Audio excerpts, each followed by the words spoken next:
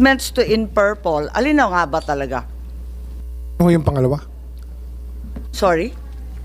Ang sinabi ng Pangulo, ang nangyari, dahil may commitment o obligasyon tayo sa Interpol. Ang sabi naman po ninyo, RA 9851. Alin ba talaga ang pinagbasehan ng ating diskusyon? Pareho po.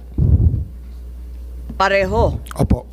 Yung ating pong pagiging miyembro ng Interpol ay mapakahalaga at yung 9851 po yung talagang batas na sumasaklaw sa ganitong sitwasyon. Pero kung sinabi mo RA 9851, kahit walang diffusion order galing sa Interpol, ang gobyerno pwedeng arestuhin si PRRD, i-turn over sa ICC. Yung ba yung stand ninyo? Kasi nung nakaraang hearing, yun ang sinasabi po ninyo na 9851 to. Opo, kasi meron pong diffusion order na kasama. Kasi Hindi, kahit walang magkatali po sila, ma'am. Hindi, kapag Madam Chair. 9851, kahit walang diffusion order, pwede naman arestuhin, di ba? Pagka meron pong warrant of arrest, pwede ho. Let us assume that the surrender of PRRD to The Hague by the administration can be done without a warrant from a Philippine court. I-assume muna natin yan. Before the administration can surrender him to the ICC, they actually have to arrest him first. So, itatanong ko, sino nag-aresto talaga kay Presidente Duterte? Ano po, ang authorities po natin ang umaresto in pursuant to the diffusion order and the warrant of arrest issued by the ICC. So, balik na naman tayo Thus given to the Interpol, the PCTC. balik na naman tayo sa diffusion order. Wala na naman si RA 9851. Nakakalito po papalit-palit po tayo. Ano ho yan magkatali po sila, hindi ho pwedeng paghiwalayin yung dalawa. Hindi ko hinihiwalay. Tinatanong ko lang kung alin ba talaga. Kasi magulo yan. Ang dami-dami ninyong pinagbabasehan. Kaya nga dito ho kasi hindi tayo matatapos sa pangungusap dito sapagkat ang talagang pwede hong magsabi sa atin ng tama ay ang Korte Suprema. At kaya nga Hindi, kahit simple na ayaw lang- po natin sabihin, pero ito po talaga ang pinag-uusapan dito po sa mga petisyon na final ng pamilya ni former President Duterte sa Korte Suprema. Hindi, simple lang tanong ko yung proseso, no? So, siguro tanungin natin sa PCTC, who ordered the arrest and ordered the PNP to mobilize? Nung natanggap ninyo, hindi, gusto lang namin maintindihan step by step, hindi masyadong maliwanag sa amin Madam Chair, ulitin ko po yung aking mga nasabi ng nakaraan. Ang diffusion po ay dumating ng alas 3 ng umaga. It arrived at 3 a.m. in the morning. So I disseminated the diffusion to our concerned law enforcement agencies. And so, Sino doon? Sino doon ang ating pong mga sinabihan? kasama sa law enforcement agencies ay ang So, Philippine from the National PCTC, Police. saan po pumunta? Philippine National Police po. Sino Ang, sa PNP? Ang binigyan ko po ng notice ay ang Chief of Philippine National Police. Okay, si General Marbil. Ang ating pong National Bureau of Investigation, ang Yes. NBI po. Ang ating pong Bureau of Immigration, Okay. si Commissioner So, Biado. DOJ yan. Opo. Ang ating pong Department of Justice, sinabihan ko rin po. Okay. So, Sa yun lahat po, yan? yun po ang trabaho ng National Central Bureau Manila. May dumating po tayong diffusion or red notice or red diffusion. Kaya kailangan pong i-pan out ko po sa ating mga law enforcement agencies. Mandate ko po yun. Trabaho ko po yun. Tama. Maraming salamat, Executive Director. Tinatanong lang natin kasi yung arrest was effected without a warrant issued by a Philippine court, di ba? So, ang sinasabi ba natin yung aresto dahil sa administrative arrest? Kasi, yun nga, sa extradition, there's a warrant issued by a foreign court and there's still a need to go to the local court. So, surrender under 9851. Does it authorize an administrative arrest? Ang narinig lang natin, babalik talaga sa korteng lokal. Paano ba yun? Ano ba ang nangyari? Ano ho yan Administrative arrest ba Kasi yan? ito po kasi is a case of first impression. Ngayon lang po nasubukan o lumabas yung kahalagahan ng probisyon na Section 17 ng 9851. Wala ho tayong record dito na kung anong tama dati, anong tama ngayon, anong tama bukas. Ito po ay sumasanda lang sa paningin po na nagpapatupad ng batas. At sa aming pong paningin ay sinabi po sa batas, Section 17, pero maaari kong basahin. Kanya-kanyang paningin, kanya-kanyang Oho, interpretasyon. kasi iba ho ang Pwede ba interpretasyon naman ng... yun? Hindi, ang Senado po, ibang interpretasyon ng chairman, ng chairperson. Ang DOJ po, Hindi, si ibang Senator interpretasyon. Cayetano ang Iba rin po ang tatanggalin mo kanina. interpretasyon ni Justice Ascuna. At kaya nga ho, matatapos na ho ito pag nagsalita na po ang Korte Suprema. Hindi na ho talaga, wala ho mananalo sa atin dito sa argumento kasi Korte Suprema lang po Hindi, ang nagpapaliwanag pwede magsabi. lang tayo. Inaalam Opo. ko lang. Kung Kasi ano ho talagang- ito case of first impression ma'am, Madam Chair. This is a case of first impression. Pero Ah, naiiba ang administrative arrest at saka yung tinatawag na judicial, di ba? With an ICC warrant, then sa extradition case, there's also a warrant issued by a foreign court, pero pinipilit pa rin na local court pa rin ang mag-e-enforce. Kaya hindi ko masyado naintindihan dahil pati yung Yusek Castro sabi, ang bayan daw, hindi daw tatanggapin si PRRD kahit palayain ng ICC. So, why would the Philippines recognize an ICC warrant if it doesn't recognize ICC jurisdiction?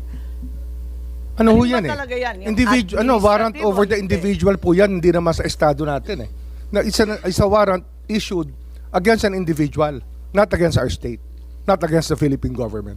Wala naman nagsasabi na talagang against the state. Ang sinasabi ko lang, ang higpit din. Miski ng administrative arrest, alam natin yan. May bagong kaso, 2023, binanggit na Attorney Medina, Yuyuenle, na kaso sa immigration. Ang liwaliwanag, 8 ang guidelines. So, mabigat-bigat yan. Hindi naman na isatupad kasi babalik nga sa korteng lokal. So, nagtataka ako kung ano nga bang klaseng aresto to? Ang masasabi ko ho dito talaga, kasi nga, ito nga yung saklaw ng pinag-uusapan sa Korte Suprema. Kaya sa akin po, mas gugustuhin kong intayin ang magiging hatol ng Korte Suprema sa issue. Hindi ho natin, kahit magdamag po tayo rito, hindi ho magbabago ang paningin nyo at hindi ho magbabago ang paningin ko. Andito rin yung... Madam Chair, if I may? yes, Senator Bato, please. I just would like to remind the Secretary of Justice na we are not here to determine kung sinong tama, kayo ang tama or kami ang tama. We are here para malaman yung katotohanan. Because somewhere along the way, alam namin may nagsisinungaling. Kaya gusto namin malaman kung anong tama. Ay, hindi po kami nagsasabi na tama kami. Tama si Justice Ascuna, tama po kayo. Yung katotohanan lang po ang ating kinukuha dito. So, Madam Chair, if I may, yung very clear man dito sa diffusion coming from ICC, sinabi dito, action to be taken, locate and arrest with a view to extradition. Assurances are given that extradition will be sought upon arrest of the person in conformity with national laws and or applicable bilateral and multilateral treaties. Kaya tanungin ko sana si SOJ or yung PNP, bakit sabi ni SOJ kanina na extradition daw cannot be initiated by us, it should be initiated by the requesting party, either ICC or Interpol. Am I correct, sir? Sila Tama dapat. po. Dapat ho, ICC. ICC. ICC po dapat. Okay. So bakit Yun po yung sa extradition. Pero Yeah. surrender po sa atin po yun. Kaya nga, bakit wala mo sinabi dito surrender? Extradition lang. Kaya nga, bakit hindi natin hinintay? Yeah, with a view to extradition, bakit hindi natin hinintay yung ICC na mag-initiate ng extradition laban kay Pangulong Duterte? Bakit binyahin na kagad natin doon sa Interpol? Wala mo sinabi dito na kailangan natin i-surrender. Ang extradition po na nasasabi po sa Section 17 ay meron pong treaty sa extradition, sa extraditing state. Kung ano ho, bawa, ang ICC tsaka ang Pilipinas, kung tayo po member ng ICC, kailangan po ng judicial proceedings. Hindi na po tayo member ng ICC Kasi kung member po tayo ng ICC, nakakatulong sana kay President Duterte na hindi po siya ililipad. Siya po yung mismo nag-atras ng ating membership Kaya nga Kasi yung po yung malinaw na malinaw po ako, na may treaty po na kinakailangan para ho magkaroon ng extradition. Wala pong treaty Kasi nga nag-withdraw na tayo sa ICC. Kasi di ba ho treaty yung dati, sapagkat ang Senado po nag-concur. Nag-concur po sila sa treaty. But unilaterally it was withdrawn by the President. Kaya po Pero ang sir, nangyari dyan, pero sir, ito, very clear mo ito, sir. Ako hindi ako abogado, ikaw abogado ka ha. Pero ako, I just don't want to be emotional about everything. Gusto ko lang talagang para malaman natin itong totoo dito. Ito, very clear na hindi naman na hinihingi ang surrender. Ang hinihingi lang nila is extradition with a view to extradition. yung nga ho, So sana extradition will fail, sir. Will Extradition will fail because wala ho kung ako tatanungin nyo ngayon, kasi nga wala nga tayong treaty. So kung Are you- will Kasi fail, masuman po Are you eh. admitting will na fail, illegal bakit pa to? natin sinurinder si Pangulong Tsaka Duterte? yung extradition po nakalagay sa batas, state party po ang isa pong tinitingnan natin. Bansa po ang sinasabi sa Section 17. Kung yung Sir, mga koma nga, Sir, mga koma, nanggagaling ito sa ICC, itong papel Hindi, ito. pero yung sa Section Galing. 17 nga, yung ating batas nga, sinasabi nga, dahil sa mga koma na yan, ay ang mahalaga, state party po ang mag-a-apply ng extradition. Wala ho tayong treaty sa state party o sa ICC kasi nga, inatras po ng So President bakit pa natin sinurinder? Bakit pa natin Kasi yun po yung sinurinder sinasabi ng Duterte? batas May surrender. May Yun po yung surrender. sinasabi. Opo. Ayun, that's what the law says. The law may be harsh, but it is the law. Ay, nako. Very clear man ito, sir. Extradition lang ang Yun lang pinagawa. naman, Bakit tayo pinilit na surrender? Hindi man lang naghintay for a request. ICC. Kung di ho tayo umatras sa ICC, kung di ho inatras ni President Duterte yung ating membership sa ICC, talagang extradition po lalabas So kung dyan. umatras na tayo sa ICC, bakit pa kailangan Nawala pa natin, ho yung treaty natin. Kailangan pa natin i-surrender. Nawala Bakit ho yung agreement natin, sir. Sir, kaya nga sir, bakit pa natin sinurinder? Kasi wala naman tayo, to start with, wala na tayong room statute na Yun po yung option. pagbabasihan dahil wala na tayong, hindi na tayong membro. Bakit pa natin sinurinder? Mr. Para sa Senator, purpose. Mr. Senator, yun po yung option na binibigay ng batas sa authorities sa amin po, sa amin pong departamento at sa ating pong executive department. Malinaw po yun. Ang surrender po ay isang option na pwedeng gawin. Pero hindi yun ang hiningi ng Interpol. Maliwanag yun, hindi po ba? Hindi kasi- Dahil hindi nandyan sa binabasa natin, doon sa diffusion order, with a view to extradition, di ba? At yun lang. Hindi pa nga dumating yung request, wala pa rin yung assurance that extradition will be sought. Hindi nga ho All maaaring that, was indicated was with a view to extradition. Hindi So, yung aandar ang extradition sapagkat hindi nga tayo, Dinagdagan na ninyo wala na lahat tayong ng treaty mga- with ICC Nawala na nga yung ating membership. Kaya wala na hong extradition na route. Ang nangyari po, surrender route na lang po ang naiwan. Madam Chair. Kung di ho nag-withdraw si President Duterte, wala ho tayong naging problema. Kung wala na tayong treaty, locate and arrest with a view to extradition. Hindi mo magawa ang extradition dahil wala na tayong treaty, di ba? So hanggang arrest lang tayo. Bakit mo biniyahe? Pwede mo namang isurrender dito sa local courts natin. Ipakulong mo dito sa Pasay. So, ang maliwanag, Bakit mo pa sinurrender? Yun po yung yun ang best judgment namin. Yun po ang tingin namin Hindi, ina-admit na mabuti po ay. sa ating bansa. Mabuti. Yun po yung aming paningin ang pinakamabuting gawin under the circumstances for our country. Yun po ang aming tingin, ang tama namin ginawa. para nakakabigla naman dahil sinasabi ninyo, wala na nga tayong ICC, di wala tayong obligasyon. Hindi, pero yung Dinagdagan na lang ninyo. ma'am, yung extradition kasi, pumapasok yan dahil membro tayo ng ICC. Dahil nawala tayo sa ICC, wala na tayong option sa extradition. Kasi tayo mismo nag-withdraw nawala tayong treaty natin. Kaya sumugal tayo sa surrender. Kaya yun talaga yun ang naging Pero, best judgment namin. ang sugal na yon, hindi nagsasaad na may obligasyon ng Pilipinas. Walang obligasyon talaga. Hindi, ano ho ito ang obligasyon nito to the rest of humanity Wala na nga ang Yun nga ho yun extradition. Kasi Eh, di yung ano pa sinusunod po obligasyon? natin, yung ating international humanitarian law na 9851. That is contained in Republic Act 9851, Section 17 pa rin po. Babalik ho tayo rin muli. Okay, punta naman tayo ulit sa Madam Chair, PCTC kung papayag ang mga senador. Yeah, Senator, just on that point. Cayetano. Yeah, let me start by agreeing with the Secretary of Justice na magdamag tayo dito, Oo naman. hindi mag-agree. But I want to make one point lang on that, and if we can agree on something.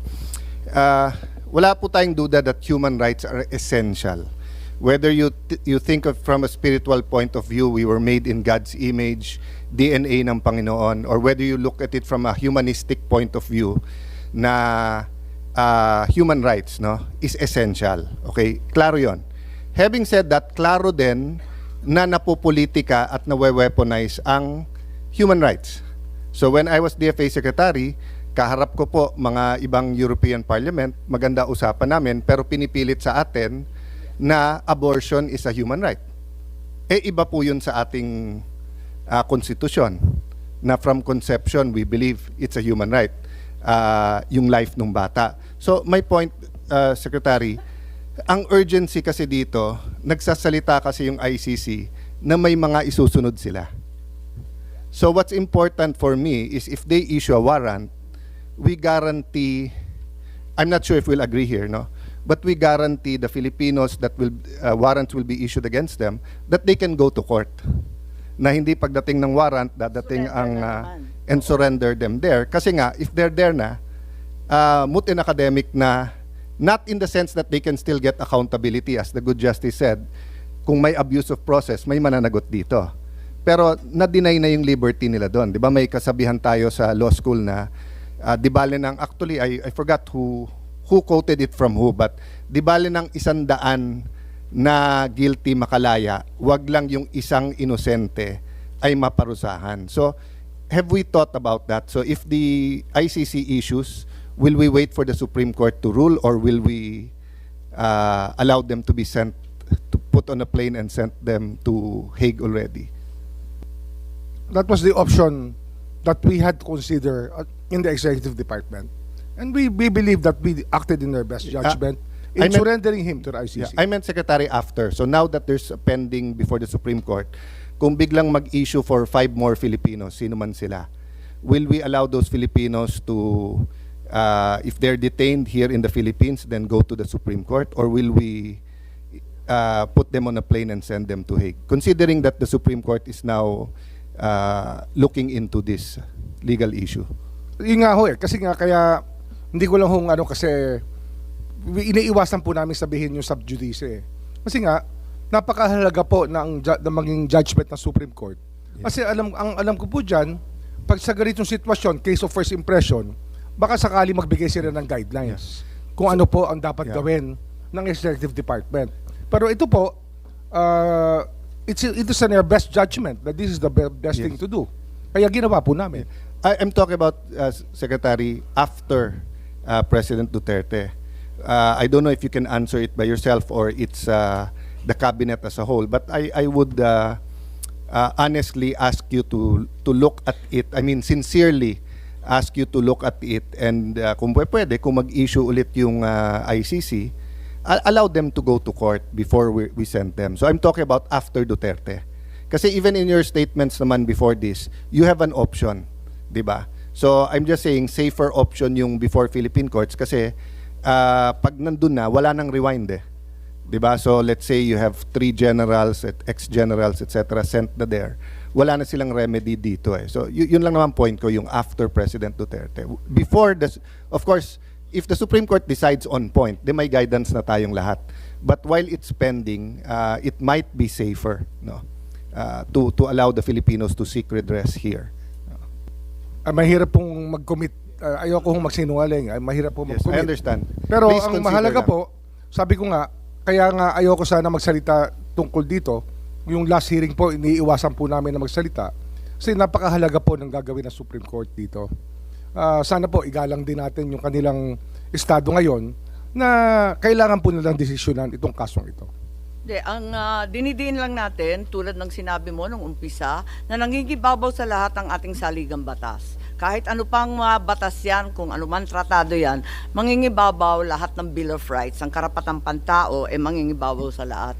Kaya nagugulanta lang kami na meron naman palang options bakit pinili yung labag sa batas? Yun ang pinagtatakahan namin. Babalik mo